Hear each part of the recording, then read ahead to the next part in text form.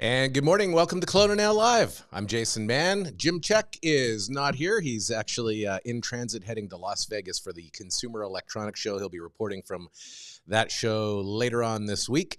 We'll have your 5-day weather forecast, some road information for you, and these are your top headlines now. A team from the Central Okanagan has joined the search for a missing 83-year-old man. The Central Okanagan Search and Rescue Team sent its dog team to Kalmalka Lake Provincial Park area on the weekend to help look for Robert Lee Baines. Baines, who has Alzheimer's disease, was last seen at his home in Coldstream on January the 2nd. And you may have noticed that Highway 97 was closed yesterday near Summerland. Make a mental note, Highway 97 is set for its next closure tomorrow. It'll take place between 11 and 12:30 at its usual time. And the closure will be there between Callan Road and Okanagan Lake Provincial Park as they continue to blast that big rock away. RCMP in Alberta say an 80-year-old man was taken to hospital by helicopter after an assault that police allege was the result of road rage.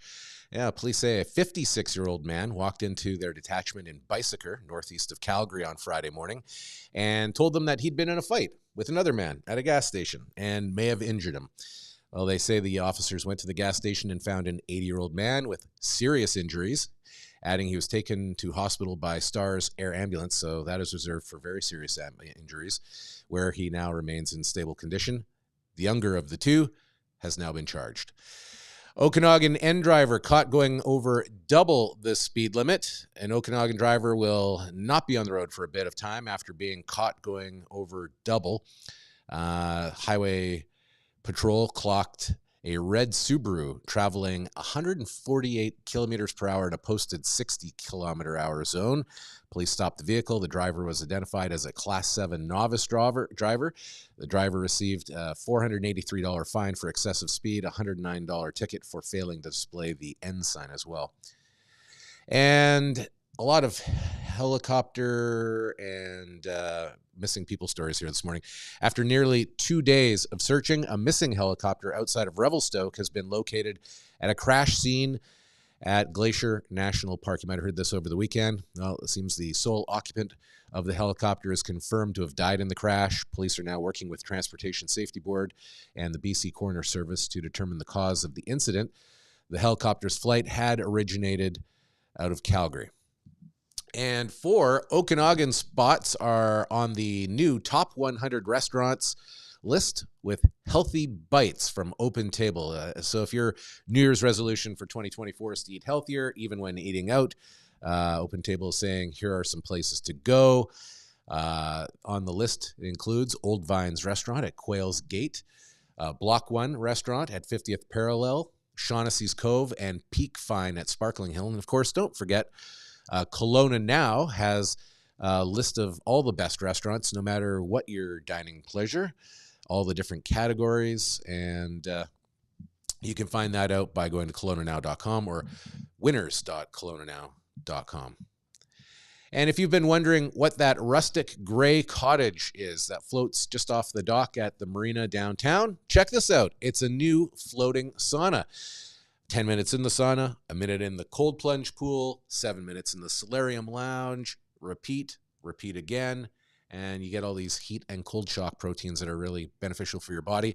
It's the ideal 54-minute routine at Loyally. That's the Okanagan's only floating sauna and cold plunge facility at the downtown marina in Kelowna. And the owners, Jessica Rastus, who operates Loyally with her husband Nick, says that the response has been amazing. They opened the doors on Christmas Eve and report that they've almost been fully booked since. And let's take a look at the roads, brought to you by CSN Collision Centers. We have a mix of compact snow, expect slushy and icy conditions at the higher elevations. Right there, you've got a look on the top of the Coquihalla connector. Let's move to the summit of the Coquihalla there, and you see lots of snow on the highway up at that range. And then heading west towards Calgary, just outside of Revelstoke there. A little better, but as you can see, still lots of slushy and icy sections. We are expecting more snow in the weather forecasts. Heavy snowfall warning in effect, expecting 10 centimeters to fall over the next 3 days.